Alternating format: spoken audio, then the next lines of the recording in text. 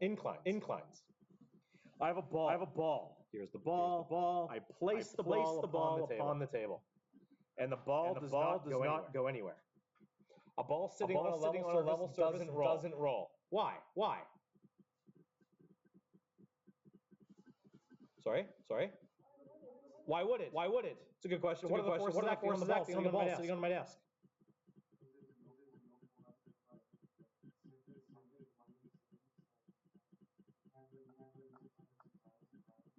So go back to the question I asked you. What forces are acting on the ball then if there is no applied force? Yes. Gravity is straight down. In this case, it's into the video. Normal force is straight up. So let's take the ball. We're going to put it on an incline. On the incline, you expect the ball to roll.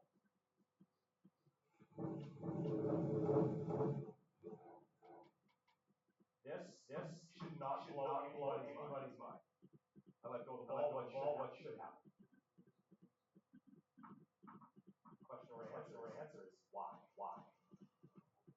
Why did the ball roll? Gravity. Gravity. Okay. How did gravity act? Yes, here. This. Gravity's act center of gravity acting. Straight down. Okay.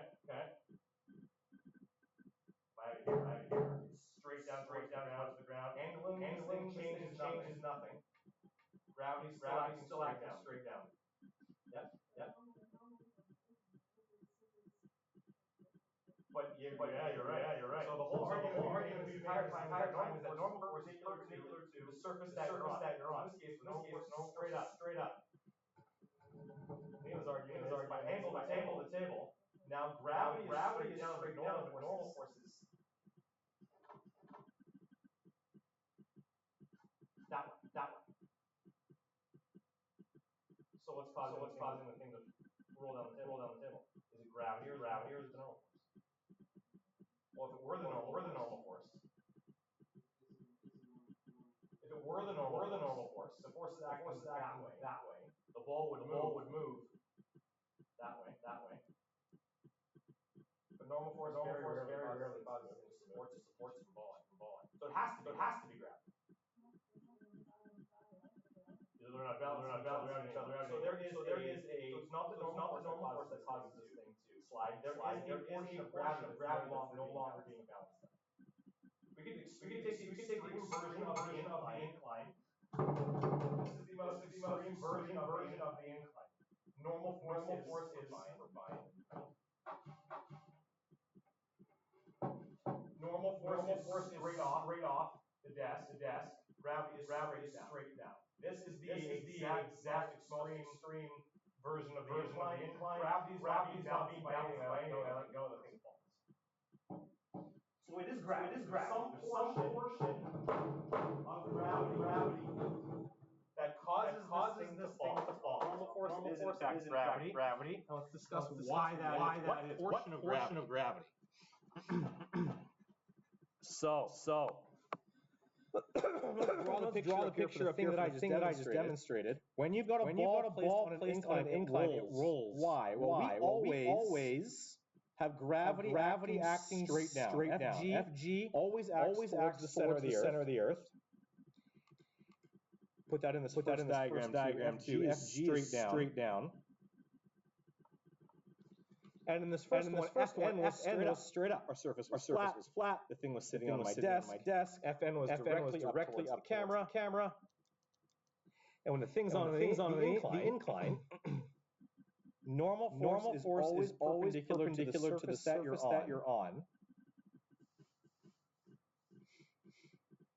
So now FN and FG aren't balanced. There's a little bit of it that is like FN. The ball was not launching itself off the incline. So there has to be a portion of gravity that still holds this thing to the surface. but not all of it. Not all of it. We're going to So look at splitting up. We're going to look at how we split up gravity to start to take into account why things roll down a hill. It's a very simple problem. Something that you've taken for granted your entire life. My 2-year-old knows objects are going to roll down the incline. But why is the really annoying question we're going to look at today. We know the rolling is going to happen this way. The question is, Why do we care? Well, we got to start somewhere. Starting with something as simple as this is where we got to go. So, although FG is pulling down, said it before, say it again. FG always pulls down. FN is always perpendicular to the surface.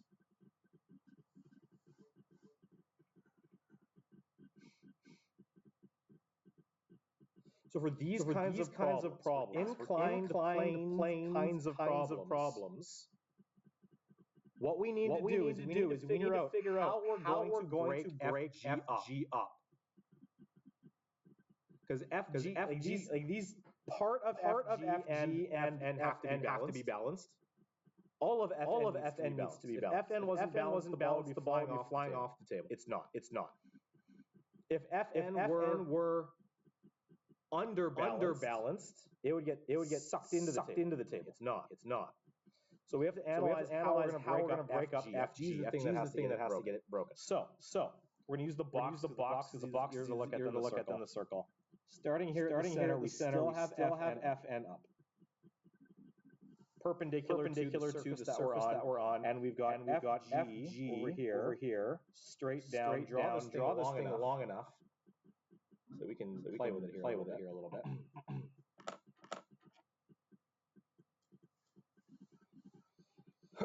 Now, the argument that I'm trying to make here is that FN needs to still be balanced by some portion of FG. So there is going to be some portion of FG here that is equal to and opposite FN. Are you with me? You agree.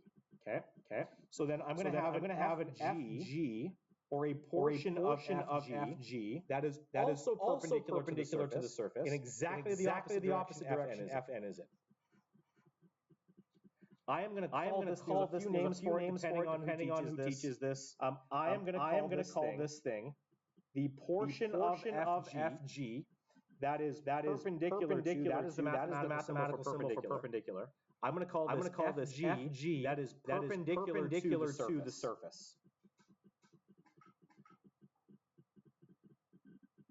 Now, depending on the textbook you're looking at, we don't have a textbook, so I can call it whatever I want. But different textbooks will call this different things. Different physics teachers will call this different things.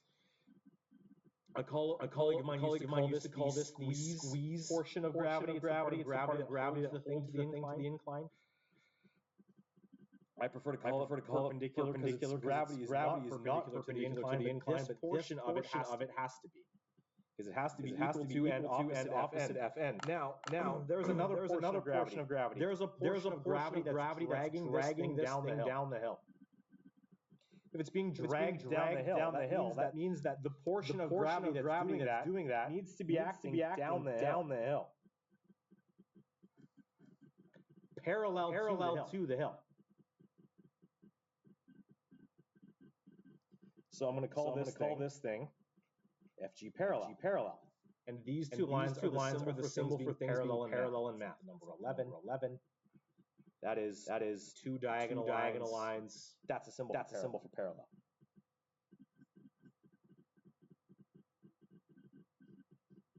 Now, what is based on the argument that we've made here? If this blue piece of gravity is perpendicular to the surface, because FN is perpendicular to the surface, and if this parallel component is parallel to the surface, what's the angle between these two pieces? Has to be 90. Let's throw that little symbol for 90 in there. By the argument that I'm making here, by definition of perpendicular and parallel, these two must meet at 90 degrees. There is a and this is actually very similar to an argument that I made for you guys when we were looking at projectiles. When I took the projectiles, the whole time we were looking at projectiles, throwing objects off a cliff or straight up into the air or what have you, over up at an angle, we made the argument that when you launch an object through the air, the horizontal portion of its flight and the vertical portion of its flight are independent of each other. So we broke them up into two pieces that were perpendicular to it. When I angled the thing, things got messy. We had to use some trigonometry. But we had a horizontal component by definition. Things that are horizontal, things that are vertical are perpendicular to each other. When you do this, what we've done here, we have taken gravity. Gravity is a force. Forces have directions. This is a vector. You were way back to the beginning of chapter 2. Objects that have a magnitude and a direction associated with them are vectors. When you take a vector here with gravity and break it up into pieces, we call these pieces components of gravity. There's a perpendicular component and there's a parallel component for gravity. I'll make a note here. Vectors, all vectors. We did this for projectiles. We're doing it again here. Vectors can be broken up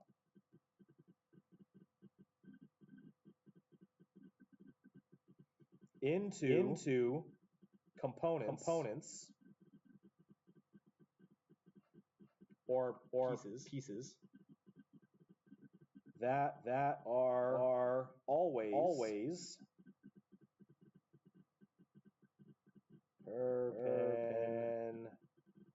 perpendicular to each other. They have to be. Components. Vectors can be broken up into components, and those always have to be perpendicular to each other. We did it with gravity, or we did it with velocity, the initial velocity. For projectiles, horizontal component and vertical component, those are perpendicular. And now we're doing it here. If gravity is the thing responsible for dragging this thing down the hill, and it is, if there was no gravity, the thing wouldn't move. We can break up gravity into a perpendicular component equal to Fn, to balance out the Fn, and a parallel component that drags the thing down the hill.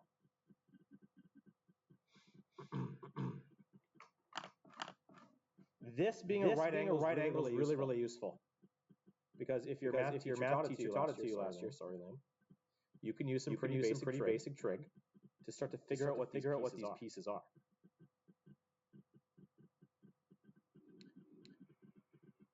There are two ways we can argue what I'm about to argue. I can do a hand-wavy physics argument, or I can do a more rigorous mathematical argument. What do you want to see? Do you want hands up if you want to see hand-wavy physics argument?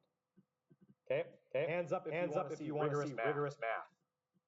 Okay, hand-wavy physics wins. Okay. So we'll go back to. I want to forget the ball for a second.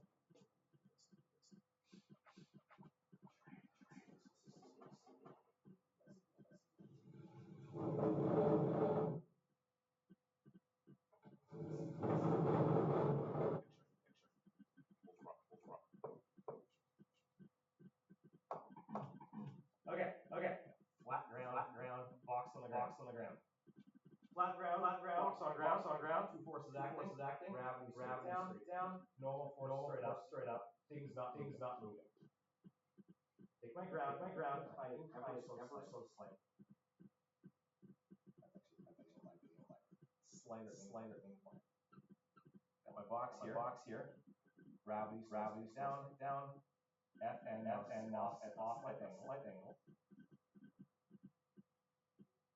This guy's really thin.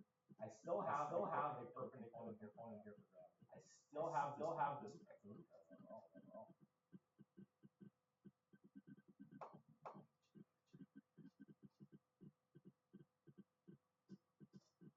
These two still meet at a 90. When this thing was flat,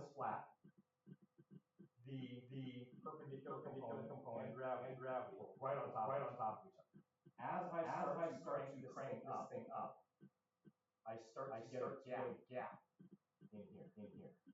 Wait, this is 0, 0. There's no incline. This angle is 0. That angle is 0. But as I start to raise this thing, my hand wave argument as this thing grows, this thing grows. And does it make sense with your intuition that the angles should grow at different rates? If they did grow at different rates, when I crank this up to be like this, Fn is here, Fg is here. If these two were to grow at different rates, that means this angle in here would either hit perpendicular before it, this one does, or this perpendicular and still be some sort of gap here. But not 90 degrees. Would that make any sense? So if they start at 0 at the same time, and they end at 90 at the same time, what do you think we think about that angle and that angle for intuition? They have to be equal. They have to grow at the same rate. They start at 0 at the same time. They hit 90 at the same time. So if they hit their two extremes at the same time, it makes no sense for them to grow differently on the journey between those 2 points. That's my hand wavy physics. That's gotta be true. If you want to see the rigorous math later, who wanted it. So what this means is we can add some stuff to our diagram. If we know the angle of the incline, I'm going to call that angle theta. That's a Greek letter. The 0 or the O with the slash through it. If I know that angle, it's going to be the same as that angle right there. This angle and that angle have to be the same. Based on the hand wavy argument I made there. And if we know that, all of a sudden now we can come up with expressions for FG perpendicular and FG parallel. In a right angle triangle, these relationships always hold true. I'm going to go back and look at SOHCAHTOA. S stands for sine, C stands for cosine, T stands for tangent. We know that there's a relationship that exists between the opposite side of the hypotenuse, the adjacent side of the hypotenuse, and the opposite side of the hypotenuse. Now, what we call opposite and adjacent are going to change depending on the angle we're concerned with. So this is the angle here that we're concerned with. In a right angle triangle, the side that is opposite the 90 is always the hypotenuse. So this guy here, I'm orange for my labeling here. This guy is always for that length is always the hypotenuse across from the 90. A stands for the word adjacent side, and if this is the angle we know, because this angle and that angle are the same. That means this guy here, FG perpendicular, is adjacent to that angle. FG is the hypotenuse, FG perpendicular is adjacent, and opposite things are across from you, and so across from the angle we have our FG parallel. This is the opposite side in that triangle. And we will I shouldn't say always. 98% of the time we know FG. Because FG is determined by what? Two things. FG equals G is equal to 9.8. FG is mass times 9.8. This is equal to mg. If we know the mass of the block, and assuming that the block is on Earth, because it will be, we can calculate FG. If we can calculate FG, we can use these two relationships, sine relationship and the cosine relationship, to figure out what these two components must be. The perpendicular component is adjacent. We know the hypotenuse, so we're going to use cosine. And FG parallel is opposite, so we're going to use sine. So these are what these expressions are going to look like. FG, I'll use pink because we'll start with FG parallel. FG parallel. To find it, we're going to say, okay, well, I'm looking for the opposite side to the angle I know. I know the hypotenuse is FG, whatever that number is. So if I have opposite, and if I have hypotenuse, and I'm looking for the opposite sine. So what the expression is going to look like is the sine of our angle is going to equal FG parallel over FG. The opposite side of our angle over the hypotenuse. So then to solve this thing for FG parallel, we're going to multiply both sides by FG. We're going to find that FG parallel is going to equal FG sine theta. This will always be true. So even if you don't totally understand where it comes from, we can use it. Likewise, FG perpendicular uses the same reasoning. FG perpendicular, the adjacent one, is going to use cosine, because cosine is the relationship between adjacent and hypotenuse. So for FG perpendicular, we're going to have the cosine of whatever this angle is, theta, and that's going to be equal to the I should be using blue here because FG perpendicular was in blue. FG cos theta is going to equal FG perpendicular over FG.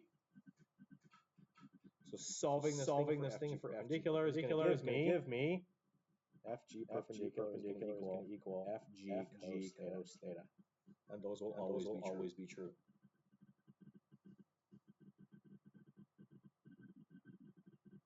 So we can use these two expressions to start to break gravity up into pieces that relate to other portions of the problem. FG perpendicular and FN are always going to be equal. These two are equal. Always. And FG parallel this guy causes the block to slide. Oh, sorry. So there's a lot going on in this little diagram. Questions about any of what I've just said. Anything need clarifying or I still see some writing. Going further until you guys are good.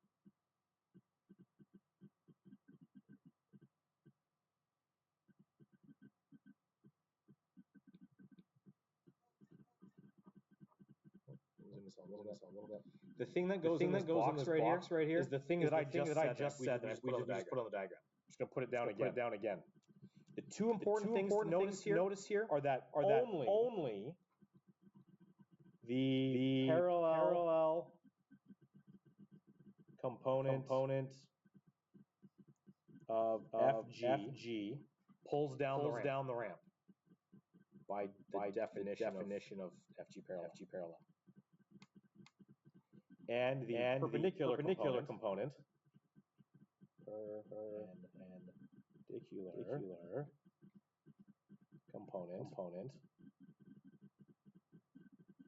is equal to and opposite FN.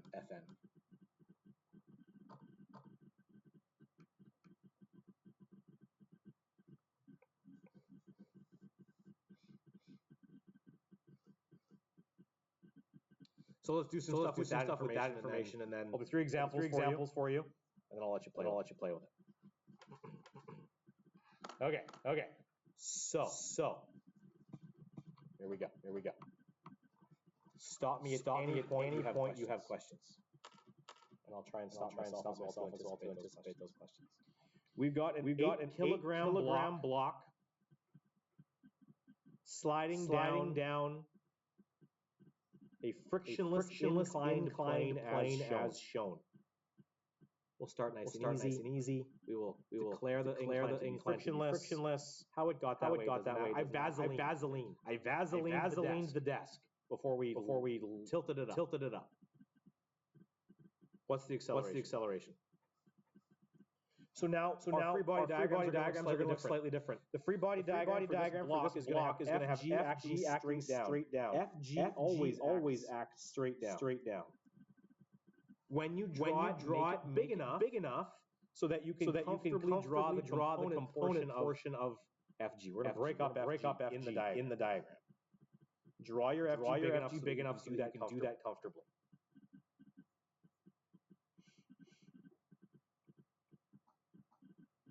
The other force that's acting on the block is the normal force. Normal force is always perpendicular to the surface, and draw it big enough so that it's obvious and out of the way.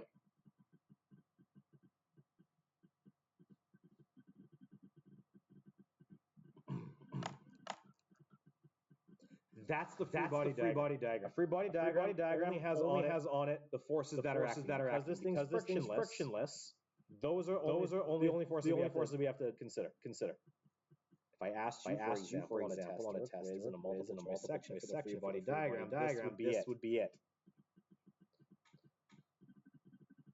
Now, having the free body diagram, we're going to break this thing up into gravity into the two components that work in this problem. We're going to have one that is equal to and opposite Fn, and we are going to have one that is parallel to the incline, and these two have to meet at a 90 degree angle. You guys are going to get really good, I hope, at drawing oddly shaped or oddly angled triangles. These two need to meet at a perpendicular in this corner. And I'm going to name this guy over here is FG perpendicular because it's perpendicular to the surface, and this guy down here is always parallel because it causes the object to slide down this incline, parallel to the incline. If this angle here is 35 degrees, and we're told that it is, that's the angle the incline is at. This angle right here also needs to be 35 degrees. The only other that we know is that the mass of the block is 8 kilograms.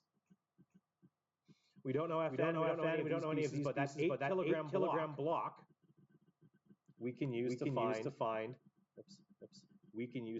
force of gravity on that block. So FG here is going to be the mass of mg. I'll give you all the detail. FG equals mg. The mass is 8 on the Earth. If the question doesn't specify, assume that the question is taking place wherever you are. And we are on Earth. Therefore, G is 9.8. If we took a field trip to the moon, which awesome. But we won't. We would use 1.6 here. And 8 times 9.8 is 78.4.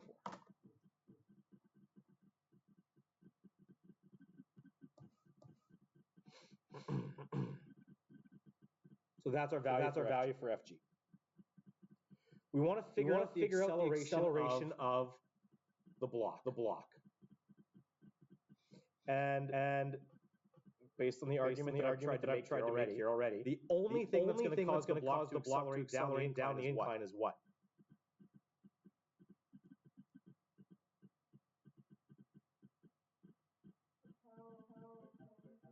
Yeah, the parallel component of FG.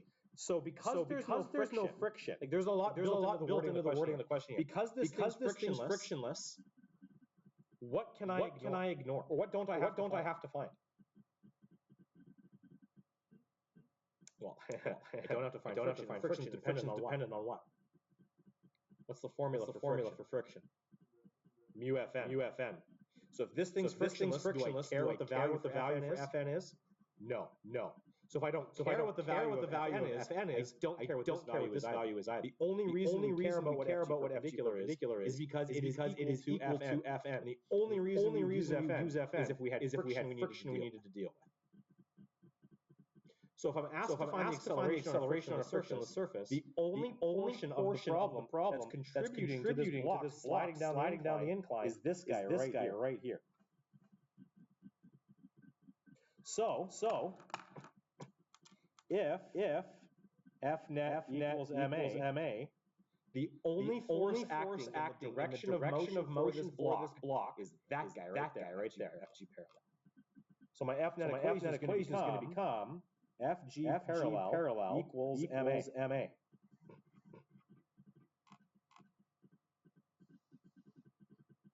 Based on the argument that I made over here, FG parallel is equal to the force of gravity times the sine of that angle. So I can plug that in here. FG parallel is equal to FG times the sine of theta, the angle of the incline. That's going to equal ma. And I can start plugging in values. FG 78.4. We found it before. The angle we're using for the triangle is the same as the incline. 35. That's going to equal the mass of the block, 8 kilograms, times the acceleration of the block, the thing we're trying to find.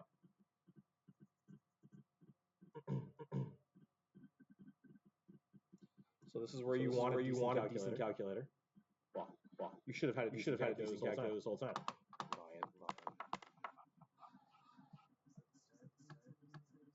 Yep. Here we are at the end of November. You're still using your phone.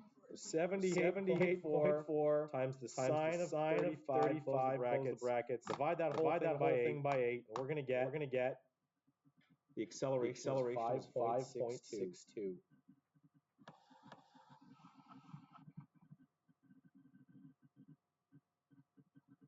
Meters per second squared. And I didn't do it in my diagram. But what am I because this value is positive? What am I assuming is the positive direction here?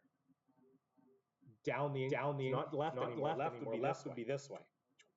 Here it's down either. It's neither of those things. My acceleration is positive. Acceleration is dependent on this parallel component of gravity. Which way have I called positive in this diagram?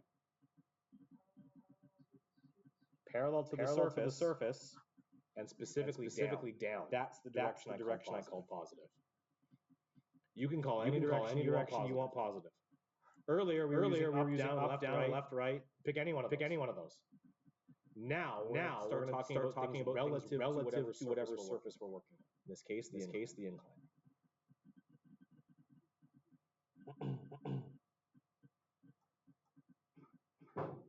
Questions about anything I've done there? Okay, I got two more I want to do for you. Here we go. Middle question says how much force is required to push an 11 kilogram block up a frictionless ramp shown at a constant velocity?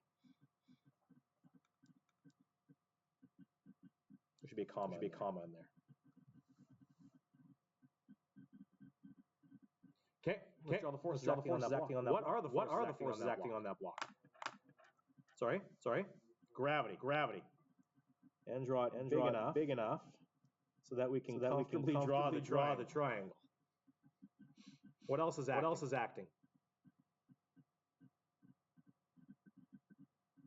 I know it doesn't look like it, but technically that block is on the incline. So Adafa, you said there's a normal force there perpendicular to the incline.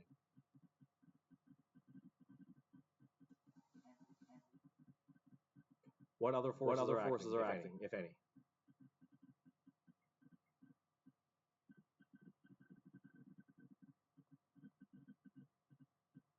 What is going on?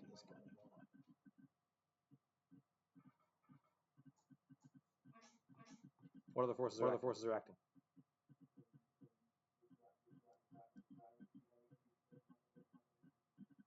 We don't want to split anything up until we've completed our free body diagram, and we have not completed our free body diagram.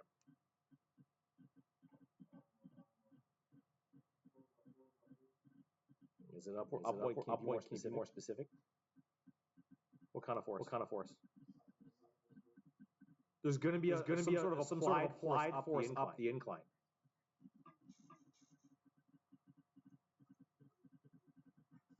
I keep my phone on in case I got a kid in daycare. Someone aggressively calling me.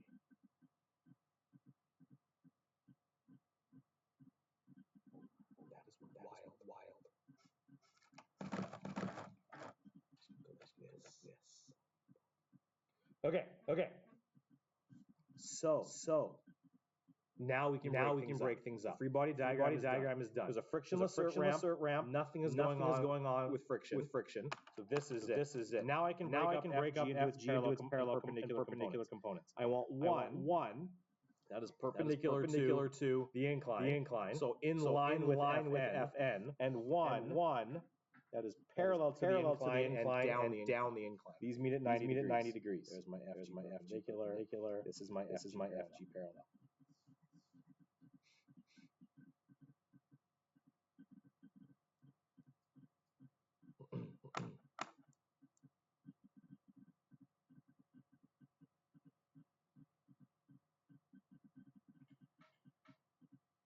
If this thing is moving up the ramp, and we're told that it is, at a constant velocity, what are the implications there? Yep. So constant velocity means acceleration equals zero. This line means. If the acceleration equals zero, what does that mean?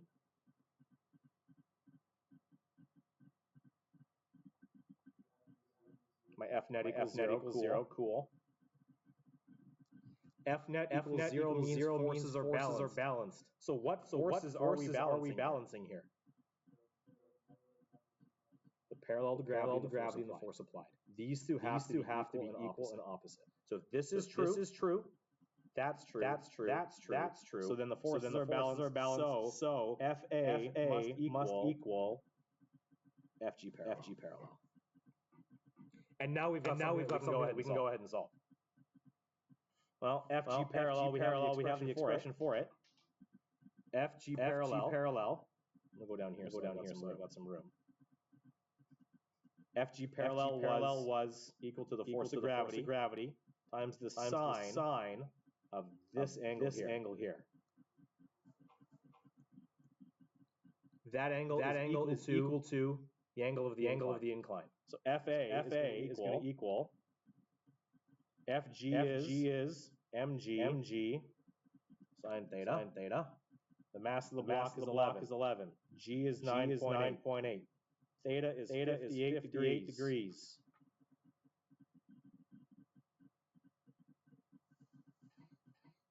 So how much force do you have to apply to slide an 11 kilogram mass up a frictionless incline that's 58 degrees?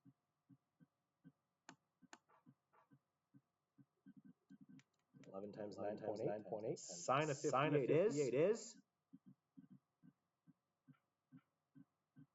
Adafa's plugging away, yes. What'd you get?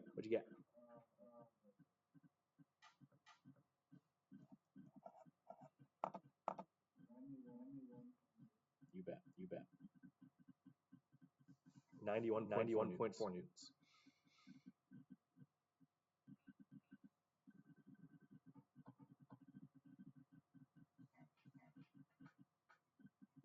Okay. Comments, questions, concerns. Okay. One more. Then I will free you to play. I've got a 15 kilogram block sitting on an inclined ramp whose coefficient of friction is 0.21. You want to find the block's acceleration. Okay. So let's draw a free body diagram. Draw it big enough so that you can comfortably work with it. FG is straight down. FN is perpendicular to the surface. What force do I have to add to the diagram? I have to add friction. Now recall friction always opposes motion. So which way is this block going to move in the context of the problem? If you let go, nothing else happens. The block's going to move down the ramp. So in this question, which way is friction going to have to act? Up the ramp. So friction has to be going that way. Just for fun. Which way would friction have acted in this question? It would be down the ramp. Pushing it up the ramp. Remember, friction always opposes motion. Okay, so that's our free body diagram. Now we can break it up into pieces. I have a perpendicular component of gravity. That's equal to and opposite Fn. I've got a parallel component of gravity that drags the thing down the incline. These two meet at 90 degrees.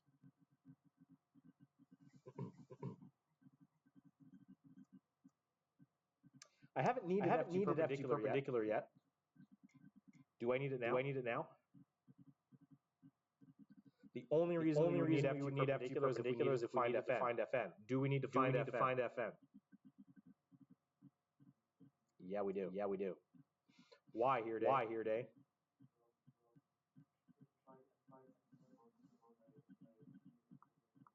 Force of friction is equal to mu Fn. I'm given mu. This is mu. So to find the force of friction, I need Fn. I need FG perpendicular. So let's add a little bit more detail here. This angle here we know is 40 degrees. And let's put FG on the diagram. Let's calculate it once over here. FG is equal to mg. Is going to be 15 times 9.8. That value is oh boy, it's slightly different than last time. Ooh, I did something cool last time, but I won't this time. 147.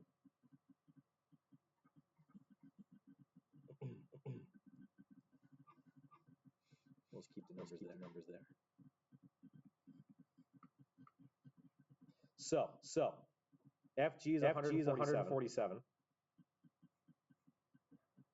To find the friction which we're going to need, I need Fn. I need FG perpendicular. Fn equals. Let's put some more of this in our diagram. Fn is going to equal FG perpendicular.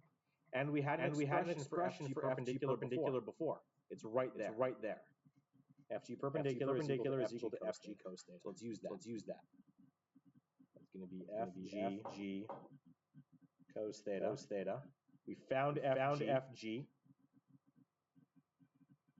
That was the cosine of 40 degrees. So Fn is going to equal what? Well, it's going to equal to 147 times the cos of 40. That value, I did the math for you, is 112.6 newtons.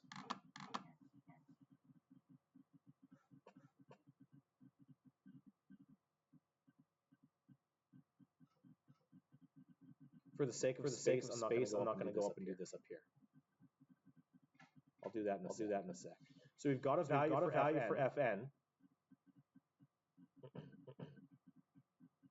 We're going to use that momentarily. Here we go. Let's go set up the expression that we need to find the block's acceleration. To find the acceleration, we're starting here. F net equals ma. We've got multiple forces acting in different directions here. So we have to pick a direction we want to call positive. What do you want to call positive? Down the incline? Makes a lot of sense. If that direction is positive, What's my F net expression going to look like? What's causing the block to slide down the incline? The parallel portion of gravity. So my F net equation is going to look like FG parallel. Is there anything acting against FG parallel? Friction. The opposite direction. Down is positive. That's got to be negative. So we're going to be FG parallel minus the force of friction equals MA. A is what we're looking for. We've got some expressions here that we can use. We know that FG parallel is equal to, here it is, FG sine theta. So let's put that in here. This is going to be FG sine theta minus the force of friction we have right there. It's equal to mu Fn. And this is equal to MA.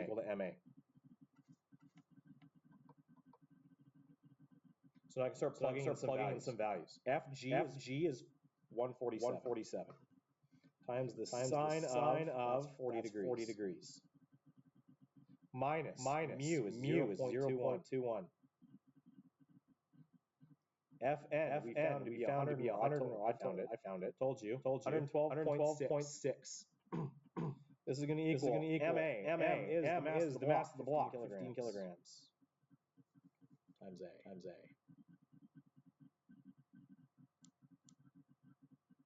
So solving this thing, punch this string into your calculator, divided by 15. And what you're going to find is the acceleration of the block down the incline should be 4.7 meters per second squared down the incline.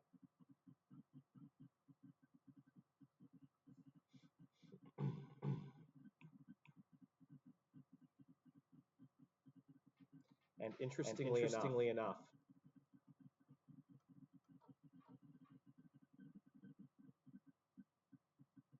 this value right here, FG, is dependent on the mass. This value here, Fn, is dependent on the mass. And we divided both sides by the mass. So the mass actually divides out of this whole expression here. So I won't show you the gory details of it. But this value is the acceleration for any mass object down this incline with that coefficient of friction. It doesn't matter what the mass of the object is. It will any object you place there with the same coefficient of friction on the same incline is going to accelerate that rate, which is weird. There's some cool applications here. I'll give you the question. Is it in here? No, it's not. It's a grade 12 question.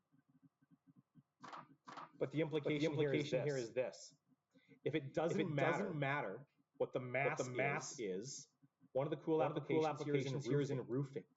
Why would we care about roofing? Well, roofers have a certain set of safety equipment they have to wear. All need a certain kind of boot. For example, boots are presumably all going to be made from the same material.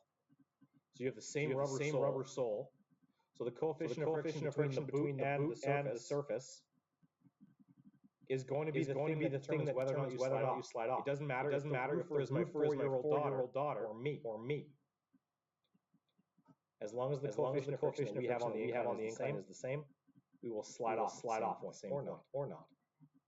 Mass doesn't matter. Questions about anything I've done here?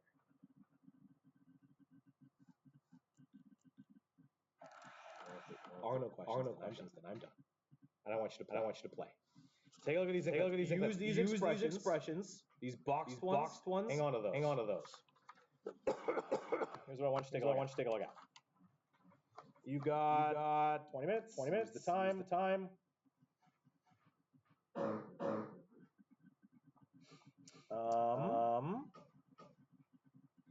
I want you to do question number one. I want you to do question number two. Good question. We'll skip 3 and 5. 5 is frictionless. Yeah, we'll do 7, 8, and 9. There we go.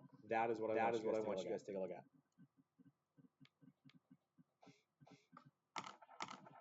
And I'll tell you now, I won't tell you which one, but I'll tell you right now that one of those six questions is going to get ripped straight to your chapter test.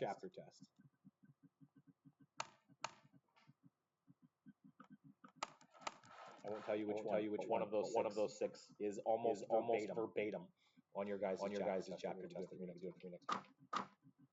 There you go. It was forced to be with you. Stuff a shot.